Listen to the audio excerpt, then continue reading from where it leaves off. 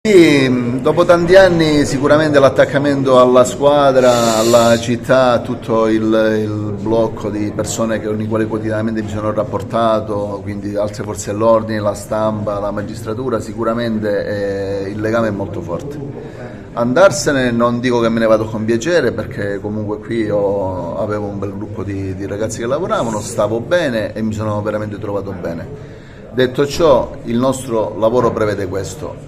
Nessuno fino ad oggi credo che era stato 9 anni a capo della mobilità Agrigento, quindi ci sarà stato anche un motivo e sicuramente io non ero quello che andava in giro a chiedere trasferimenti. Che territorio lascia? Il territorio necessita sempre di attenzione, di molta attenzione. Noi stiamo anche in questi momenti continuando a dare la massima attenzione. Ne vedrete i frutti nei prossimi tempi della nostra attenzione di oggi e sicuramente è un territorio che questa attenzione la necessita e anche la merita.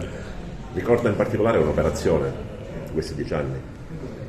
Tutte le operazioni sono state importanti, voi avete visto solo le operazioni, avete rilevato quelle particolarmente eclatanti, ma l'aiutare una donna in difficoltà, l'aiutare un ragazzo che ha problemi a mettersi sulla strada giusta, non sono operazioni che arrivano alla stampa e sicuramente io non ero uno di quelli che andava lì a sbandierare le proprie attività minori, però paradossalmente sono quelle che ti riempiono di più il cuore per i risultati che arrivi ad avere, piuttosto che il super blitz che ovviamente fa tanto rumore e che sicuramente risolve problemi a un numero indefinito di persone. Però quel ritorno non ce l'hai, il ragazzino che torna in ufficio e ti dice che si è messo sulla giusta strada è un gran risultato di cuore, diciamo. Lei ha dovuto cambiare varie personalità durante il suo modo di fare, diciamo, le indagini con diverse figure sociali, diceva nella conferenza stampa, per raggiungere gli obiettivi ovviamente. L'obiettivo si punta, come suol dire, e si molla e non si molla fino a quando non si arriva. Adesso c'è un territorio importante, quello di Gela, che l'aspetta.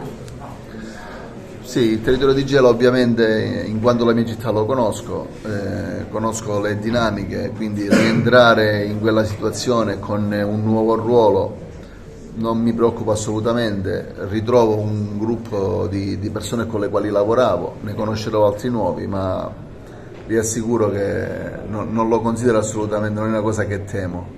Dico, andrò lì e continuerò a fare con la stessa voglia quello che facevo qui.